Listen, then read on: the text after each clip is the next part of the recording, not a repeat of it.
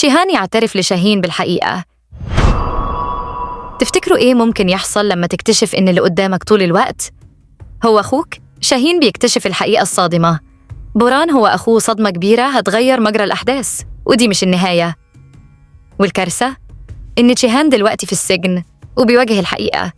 مين اللي قتل بوران؟ ومين العصابة اللي ورا كل ده؟ في الوقت ده عليا بتكون برا القصر من غير تشيهان اللي دايما كان ظهرها. صداقات بدأت تلعب لعبتها القذرة. بعد ما عليا قالت بكل جرأة أنا سيدة القصر، قررت صداقات تنتقم وتستغل مينا بكل خبث. والصدمة هتعلن إن مينا حامل، بس مش عشان تفرح، لأ، ده علشان تتحكم فيها وتستغل وجودها جوه القصر وتستفز عليا بكل الطرق. يا ترى صداقات هتطلب إيه من مينا وإزاي هتستغلها في مخططها؟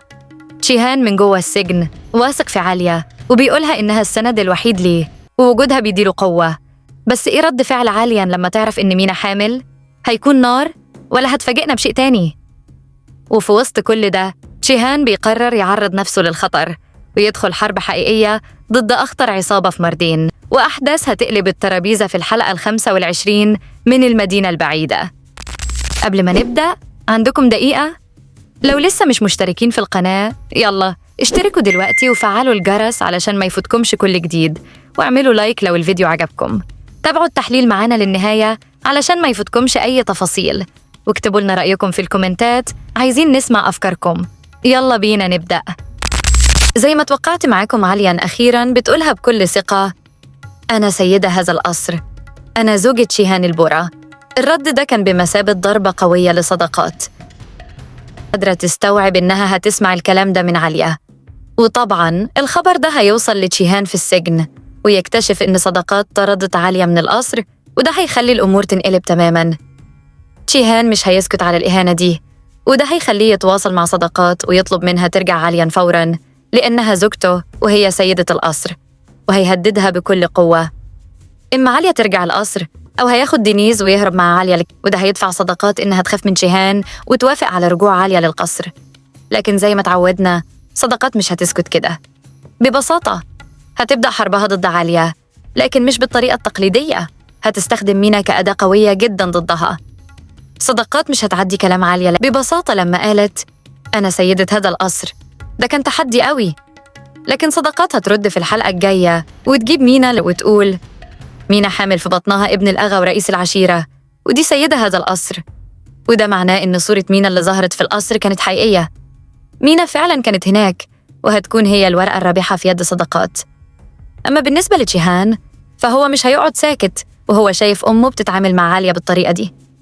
تشيهان هيتواجه مع أمه بكل قوة ويقول إزاي عليا تتطرد بالطريقة دي، ده إهانة لكرامتها. تشيهان مش هيقبل إهانة عليا تحت أي ظرف، وده هيخلي الأمور تتصاعد بشكل غير متوقع. صداقات هتكتشف إن تشيهان مش سهل وهتبدأ تتراجع، لكن هي مش هتسكت، هدفها إنها تسيطر على كل شيء. صداقات هتستخدم مينا بشكل خطير في محاولتها لإبعاد عليا عن تشيهان، لكن تشيهان مش هيسمح لحد يمس بزوجته أو يهدد حياته وحياة دينيز. وأخيراً لازم نركز مع بعض على تشيهان. إزاي هيواجه شاهين بالحقيقة في الحلقة الجاية؟ استعدوا لمفاجآت كبيرة.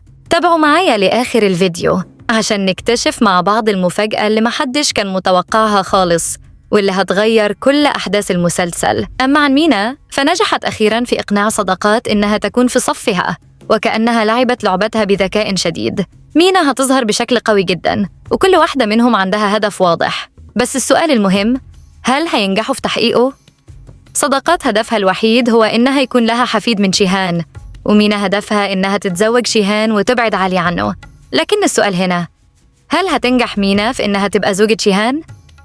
الجواب واضح، مستحيل. تشيهان وقع في حب عليا وعلاقتهما أكبر من أي محاولة لتدميرها، ومفيش شيء هيقدر يفرق بينهما. لكن المفاجأة الحقيقية هي صداقات. لما تحس إن مينا في خطر بسبب حملها، صداقات هتبدأ تتغير وتوجه خطتها نحو هدف جديد، حماية حفيدها. وهنا هتبدأ صداقات تقنع مينا إنها تروح القصر للعيش مع جيهان عشان يكونوا كلهم مع بعض، وفي النهاية مينا هتوافق وهتقرر تنتقل للعيش في القصر.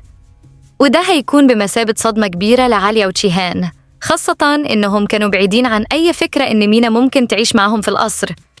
لكن صداقات مش هتوقف عند ده، هتعمل كل شيء عشان تبقى الأمور لصالحها.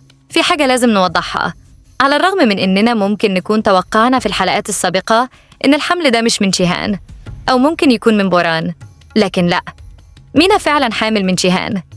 لكن المفاجأة الصادمة هي إن الحمل ده مش هيستمر. مينا هتخسر طفلها وكل فرحتها هتتبخر بسرعة، وده هيكون تحول درامي كبير وهيغير كل شيء بالنسبة لها. أهم حاجة دلوقتي إن كل شيء بدأ يظهر بوضوح، كل واحد فيهم عنده هدف واضح، وده هيخلي الأمور تتصاعد بشكل سريع.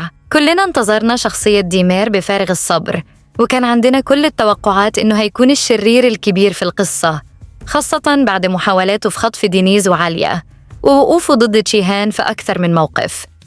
كانت البداية تبشر بشخصية معقدة، مخططاتها شريرة وتدور حولها الصراعات والعداوات، وده كان في صالح الإثارة والمتعة اللي كنا منتظرينها. لكن لما مر الوقت اتضح إن ديمير مش بالشكل اللي كنا متوقعين.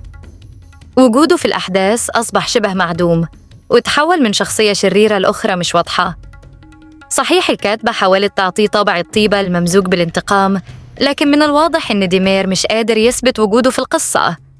ما شفناش منه تأثير قوي على جيهان أو حتى على ألبورا، وكأننا في النهاية أمام شخصية مهزوزة مش قادرة تحقق هدفها. لكن كل شيء هيتغير في الحلقات الجاية. ديمير هيتعاون مع جيهان ضد العصابة اللي قتلت بوران. هيقرر إنه يقف بجانب جيهان بعد كل اللي حصل، وهيحاول يحارب العصابة دي. ممكن يكون التعاون ده مفاجئ للبعض، بس مع تصاعد الأحداث ديمير هيلعب دور كبير في مواجهة العصابة دي، وده هيفتح أمامه فرصة جديدة لإثبات نفسه. أما بالنسبة لزيرين، الكارثة اللي كانت متوقعة حصلت، وزيرين اكتشفت إنها حامل من كايا. لكن المفاجأة الكبرى هي إن ديمير هيبدأ يشير إلى إن الحمل ده مش من كايا، بل هو من ديمير نفسه. المفاجأة دي هتكون صادمة للغاية. كايا هيصدم لما يعرف إن زيرين مش بس كانت متورطة مع ديمير، ولكن كمان هي حامل منه. الاختلاط بين المشاعر والحقائق هيفجر مشاعر جديدة داخل الشخصيات، ويخلق صراع ضخم في الأحداث القادمة. جيهان هيكون محتاج عالية معاه أكتر من أي وقت مضى، لأنه حاسس إنه مش قادر يكمل لوحده. هيقول لها: أنتِ الأمان بالنسبة لي، ما تسيبينيش. لو أنتِ مش معايا هنهار. أنا خايف من اللي جاي، محتاجك تسنديني لحد ما نلاقي قاتل بوران.